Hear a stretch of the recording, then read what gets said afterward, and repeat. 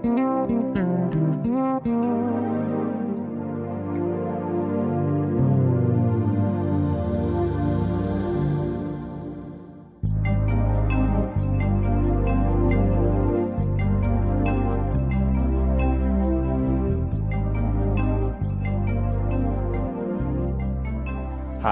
I'm Steve Johnson.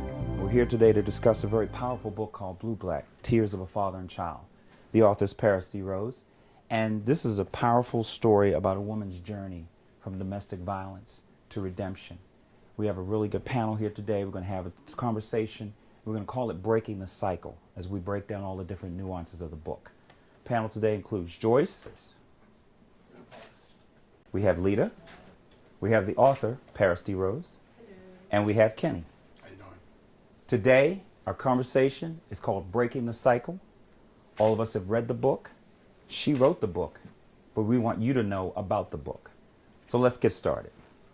My first question to all of you is, how does this book stand out from other books and other stories on domestic violence? Joyce, we'll start with you. Well, for me, I think it stands out because it tells a story that, in a way that causes me to think. I never really imagined having to live like that. So with this particular book, I really felt the fear of such a young child having to be so ambiguous in her emotions and not know what to think, but yet she still loved her dad. And before reading the book, I don't think I was ever able to really understand that, but I do understand it now. So that makes a difference for me. Paris, as you were writing the book and you were developing Blake's character, what was it that you were actually shooting for? Because there's so many books about domestic violence. Yes. We've all read them. We've all seen them played out on TV shows like on Lifetime and other places. What was your motivation as you were trying to tell this story? Well, the motivation came from different characters, actually, because we all know that this is a true story. I knew a lot of people that went through child abuse, that went through domestic violence, and I took that from them and I included it into the book. So when we talk about Blake, she's everyone. Right. She's everyone. And that's what Blake got out of it. She took a lot of stories from other people and she put it into this one particular book. It's like 12 chapters. So out of this 12 chapters, you'll get something out of the story. So the motivation was everyone. It was everyone, their situations, what they went through, and also Blake. So she knew people that was going through this situation and as well as herself. So she brought it all into one book and told the story. Yeah. So everyone was Blake's motivation. Right. And I think you see that and you feel that as you read it. All right, let's go a little deeper.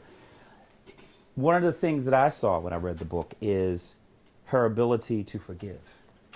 And forgiveness is really a hard thing because when things are done to you, you know, you hear people say, yeah, I'll forgive, but I won't forget. Yes. So if you forgive and don't forget, you actually didn't forgive. Exactly. You basically just did it what you need to do at the time. But then in actuality, your heart was still in another place. So Kenny, let me start with you. Why is forgiveness such a difficult challenge, especially when it comes to domestic violence? Well, probably for all of the things I've ever read and the personal experiences I've had with family members, anger Yes. Yeah. is probably the emotion that blocks the ability to forgive. Right. So the challenge for most people in that situation, even for us who have had some kind of tragic experience that was done to us, tend to be angry at that person for so long that we don't understand that forgiveness is a part of the healing process. Yeah. And it's probably the biggest proponent of healing. So the challenge for most people is to get over the anger first, to get to the forgiveness to begin to heal, because they're not sure that healing is possible. Right. Or, excuse me. Yeah. Or sometimes we tend to bury it. Right. So sometimes we'll say forgiveness, but we bury it first and we just keep it under there and just act like it never existed. Eventually it's going to come back out Right. and you have to think like, Absolutely. I have to learn how to forgive. Yeah. But it takes a while. It Right. takes a while. You can bury this for 20, 30, 40 years. And then at what point do you say, have I really did forgiveness? If I really forgave? You don't know yet. You actually don't know until you actually feel free. Once you feel that I'm free, then you'll know that you have did the forgiveness. Absolutely. Right. Because what you're talking about is repressed memories. Exactly. Things that we Yes. tend to push down, Exactly. things that we tend to try to hide, Yes. but repression brings about regression. Yes. Because it causes you to take a step back as opposed to a step forward, because there's really so much freedom in forgiveness, because then you're off the hook. Exactly. The other person chooses to still employ a certain type of attitude. Yes. You're free because you've already forgiven. Lita, jump in. Forgiveness, and I can speak for myself, is one of the hardest things to do because you carry that, because it's supposed to be this person that you let into your area, your life, your circle, that's supposed to protect you or being close to you. Exactly. Exactly. And then for them to do something to hurt you, you was like, how can you betray me like that? So for her to actually open up her heart to forgive, especially a father who's supposed to be your protector, how could you do this? So for her to open up her heart and to forgive, that's a big thing to do. Yeah, it's incredible because a young girl, her father is the true definition of love, how she's supposed to learn her relationship between the man and the woman. And, you know, I have a daughter, Kenny has daughters, and I know for us as fathers, we have a greater responsibility because we have to show them how to be treated like a lady so that they don't end up with a guy who's going to treat them poorly, or if they're in a situation where there's abuse, they think that this is just a natural function of a household where daddy's going to be angry, he's going to be yelling, he's going to be screaming, belittling, maybe even hit mommy. But I guess that's just the way it is because that's what daddy does. So as I was reading that, and I know Kenny and I have talked about this, that we as fathers have such a greater responsibility, especially in the area of forgiveness, because and even if we do something wrong to mislead or misdirect our daughters, we have to be quick to apologize, to show them that forgiveness is so important. I know I'm daddy, but I've done something wrong. So you need to know that if a man does something wrong to you, he should ask for forgiveness. He should apologize. Go ahead, Kenny. Yeah, Kenny, go ahead. One thing, and what I found in what you said, and I think you and I talked about this once before, was being a father of a daughter, Yes. they're always looking for your approval. Yes. Yes. And I can tell you now, when my children do something as simplistic as put their notebooks together for school, Yeah. they'll actually call me in to show me something, not necessarily to have me take delight in what they're doing, but it's to say that's okay. Right. So can you imagine when it comes to matters of the heart? Yes. That is something that is demonstrated every day, and I think one of the processes that I do, they see me touch mommy and kiss mommy and hug mommy all the Right. time, Right. so that when they leave the house to go seek out that first relationship, whether it be through college or whenever, they have a foundation of how it should look, and then they can build on them themselves. Yeah, that's great. All right, now, let me shift gears. Now, do you think that Blake was ever angry with her dad, even though it was a lot of stuff going on for many, many years? And if so, how did you see her overcome during the course of the book? Now, let me ask the author first. When you were crafting her relationship with him, with her father, after years and years, do you think, and how do you think she was able to forgive and overcome? I think Blake was able finally to forgive and overcome this when she realized what her father went through as a child. Right. And she had to really take her time and sit back and wonder, like, why was this happening to me? And when she heard how her father was raised, he only knew how to beat. That's it. Good point. So she had to say, there had to be a save before the save. Why worry about who's going to save me? Someone has to save him first.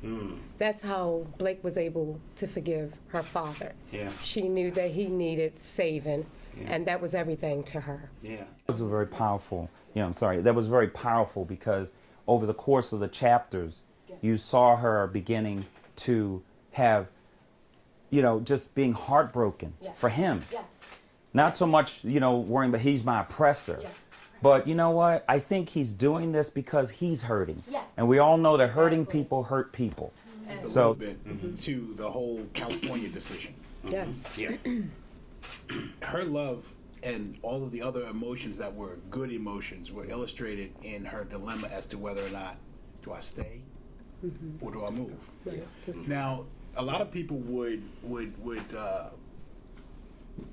relate that to things like the Stockholm syndrome, where someone's taken Yeah. and they Yeah. become Yeah. they fall in love with the person who's Yeah. taken them. Who's And the those, captor. that kind of Exactly. thing. I wish I had a better terminology No, that's to use. perfect. That's perfect. But Yeah. this wasn't the case with her. Right. She defined her feelings very clearly and said, okay, well, he did this, but this was done to him. Right. And she was able to illustrate that through all of the things that she did throughout up until that point, which created the dilemma. Because if that would have happened early on, if that kind of decision was put upon her at the beginning, the answer would have been no. Yeah. An emphatic no.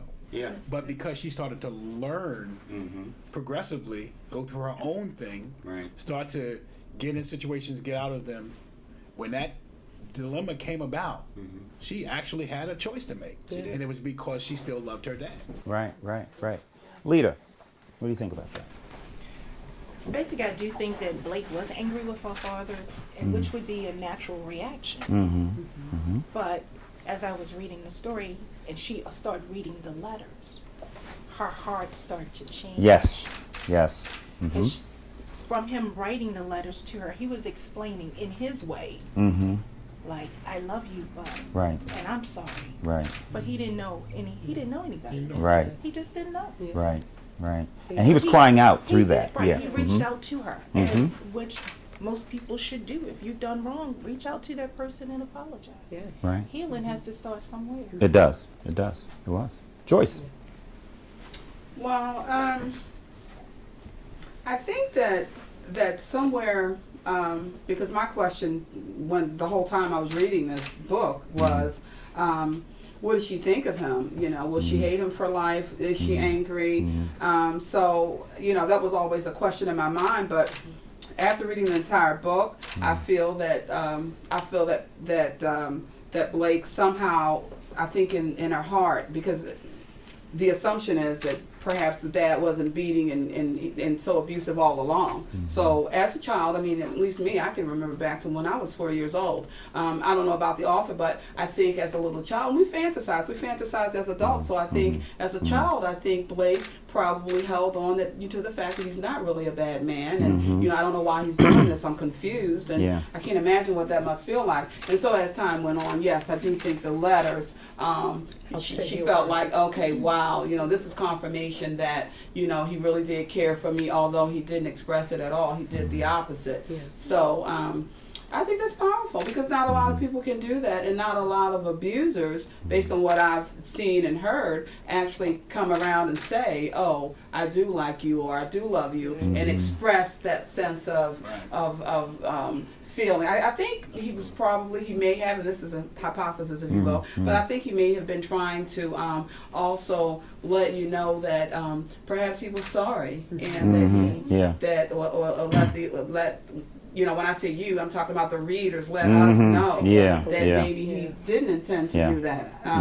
We don't know, but not everyone does that. No. Yeah, she held on to some glimmers of decent things that happened Exactly. through the holidays. Yes, that's what I was about to say. That's right. That's right. Christmas, yeah, happy days. And I was That's gonna right. point that out, Yeah, right? chapter 5. That's right. Yeah, Chapter Because happy 5. days, Yeah. when you put a bunch of ingredients together, you Yeah. get one particular You have thing. to. Yeah. And if you don't Something put has that to piece stand in there, there. then Yeah. anger would have been the only substantive emotion she would have had. Exactly. Yeah. You have to But hold because on she to something. kept thinking about Christmases Yeah. and how Yeah. you would bring the tree home. Yeah. She was very Exactly. detailed about Yes. those instances. Right, Yes. exactly. Right. That's Yeah. what all. Why is this story so important?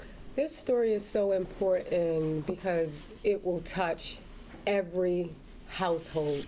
That's what Blake wants to happen. She wants this story to touch everyone, to let them know that they are survivors. They can get through this, just like Corinne did, just like Bradley did. They will survive, and you can survive.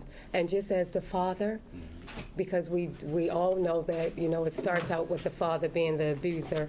Blake wants the fathers to know that this book is dedicated to you guys, that you are needed, that you are cared about, and we need you, we love you very much.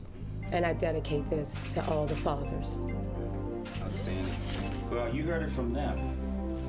And many lives are being changed by this book. Make no mistake about it. And it's a book worth reading. It's a book worth having. And all of you should experience this book because domestic violence has many faces. It has many appearances. But you need this book because this will also be your roadmap to let you know that even though you're in it, there's always a way out. So I recommend that you go to Amazon.com and you get this book. You need this book. This is a book that will change your life. So it wasn't just so much about selling the book, but it was also about telling you about the book. And as you saw from these people, their lives have been changed, including the author as she was penning the book. So you need to have this book, Blue Black Tears of a Father and Child. I recommend it highly. And just know that this is only the beginning of the story. This is not the end. There's still 2 more books to come as you continue to follow Blake's journey. Because make no mistake, this is a journey. This is not just one stop. This is a journey. And coming in 2017 is going to be Blue Black Shades of Blue, where the story is going to pick up from where it left off. I guarantee you. Time and effort well spent. For all of you in domestic violence right now, there is a way out. You don't have to stay there. You can find that inner strength that you need to overcome. So on behalf of all of them and myself, I thank you for spending this time with us. And just know that this is life-changing. Thanks. We appreciate your time. You all take care. Thank you.